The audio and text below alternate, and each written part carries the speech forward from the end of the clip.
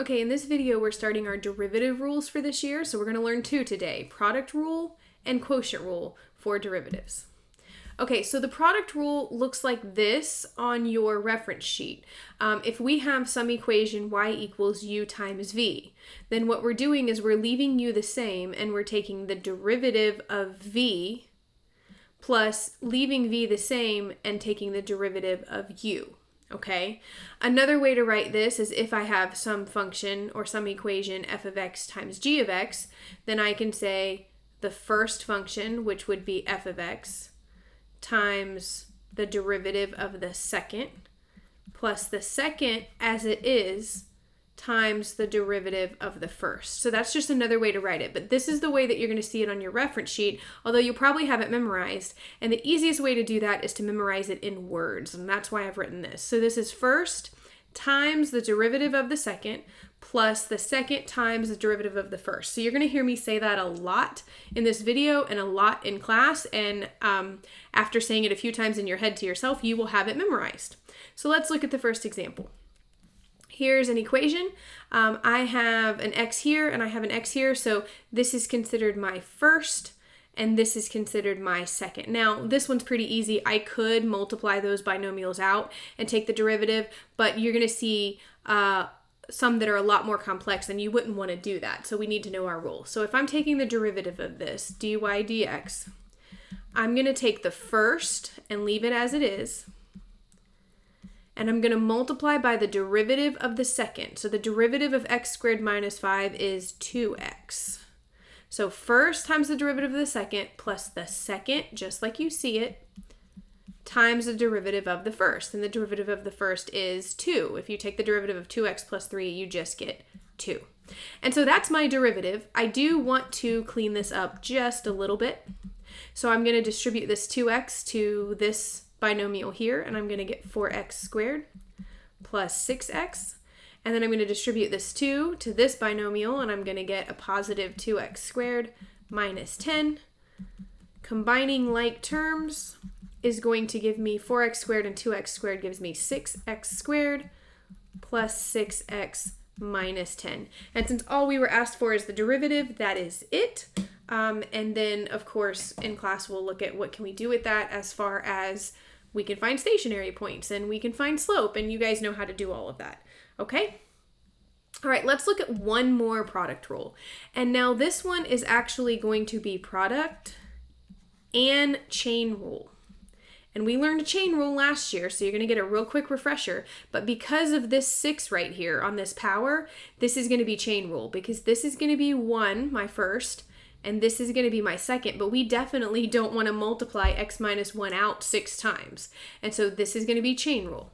So when I take the derivative of this, I'm going to have first, which is 20x, times the derivative of the second. And the derivative of this using chain rule is going to be bring your power down, leave everything inside the same, subtract a power, times the derivative of the inside. And the derivative of the inside in this case is 1. So I wouldn't need to write that, but you have to remember that in case the derivative of the inside is not 1. Okay, so first times the derivative of the second plus the second, exactly like you see it, times the derivative of the first. And the derivative of the first is just 20. And that's my derivative. Now, let's talk about cleaning this up a little bit because you are going to need to be able to work with these. You are going to be able to need to solve derivatives when you set them equal to 0 or equal to a number. And this needs to be cleaned up to be able to do that. So I am not ever going to multiply x minus 5 to the 5th out or x minus 6 out, or to the 6th out. So I'm going to do 20 times my 6 here,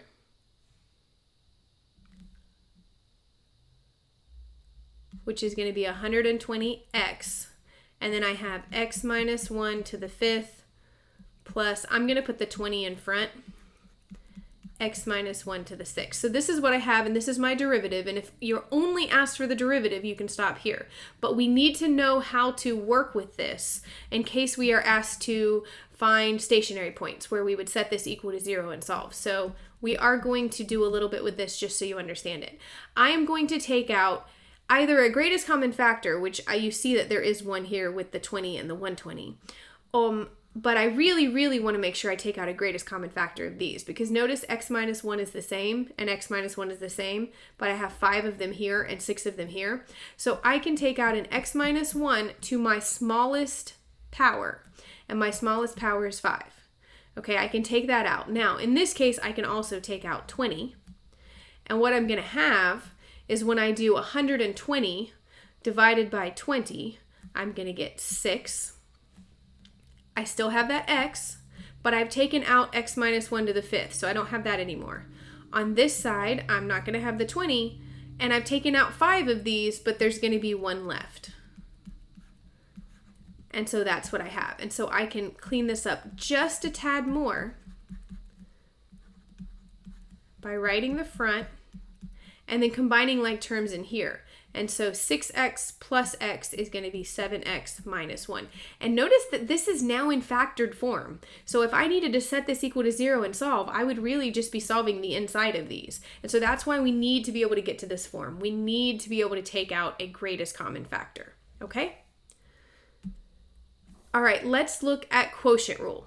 So quotient rule looks like this on your reference sheet. So if you have u divided by v, and you want to take the derivative, then you're taking the derivative of u, leaving v the same and multiplying, minus leaving u the same and multiplying by v, or by the derivative of v, sorry, divided by v squared, okay? Another way to write this using this notation, f of x over g of x, would be low, which would be the bottom, times the derivative of the top, minus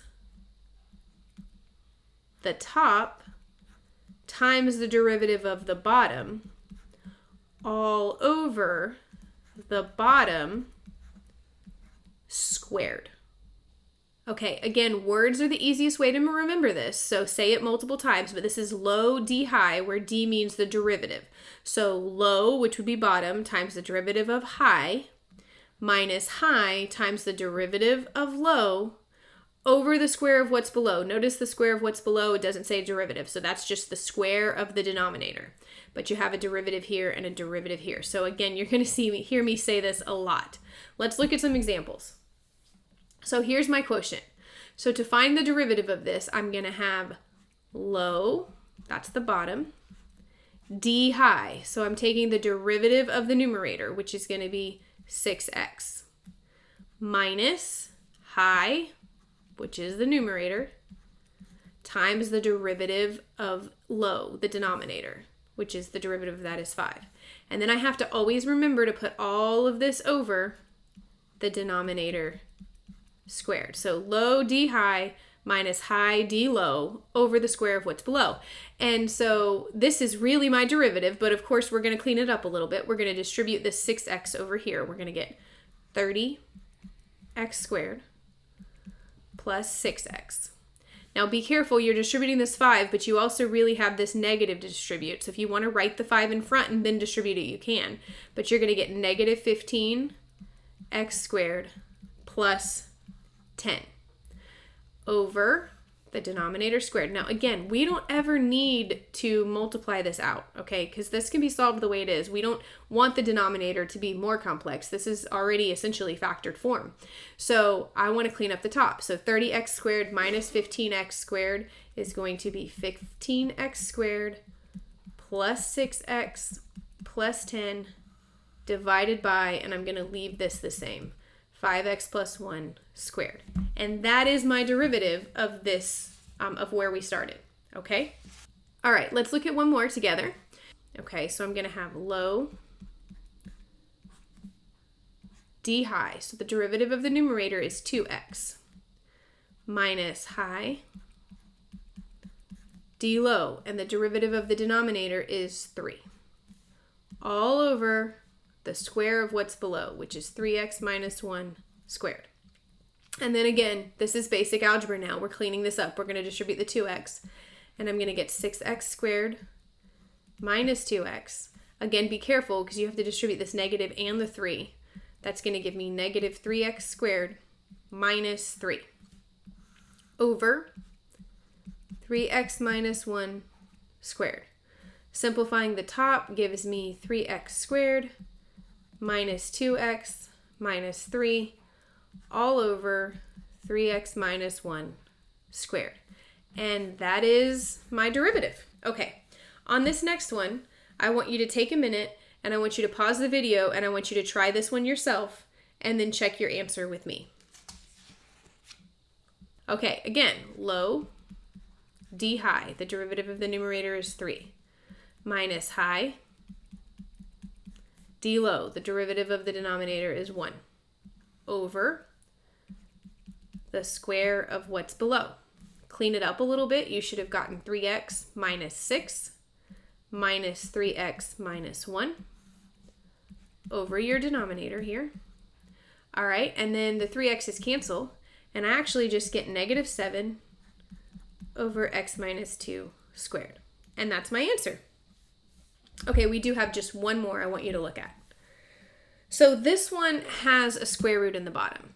And so what we would do is we would be rewriting this as 4x over x plus 1 to the 1/2. Okay, so again, this one now is going to be quotient rule and chain rule. So you have to know your chain rule. Its chain rule is involved because I have this parentheses to this power here.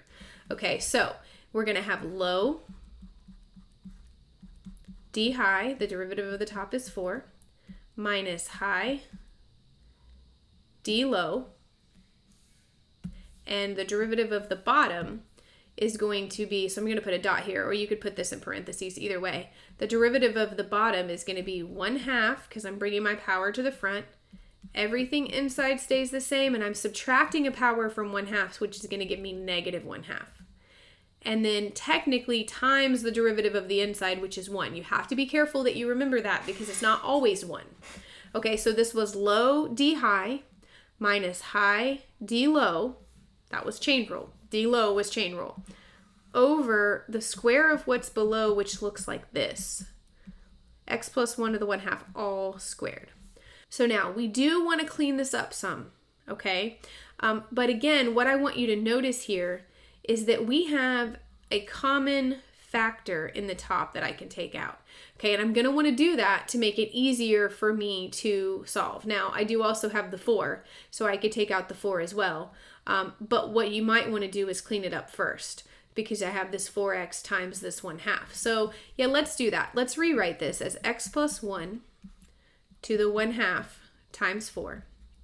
And then let's just clean this up a little bit. So 4x times 1/2 is going to be a minus 2x. And then I have this x plus 1 to the negative 1/2. That looks a little bit better. And then on the bottom, I'm going to go ahead and deal with this 1/2 to the second. Okay, so the power of 1/2 to the second, we multiply powers. So actually, we're just going to get 1x plus 1 on the bottom because 1/2 times 2 is 1.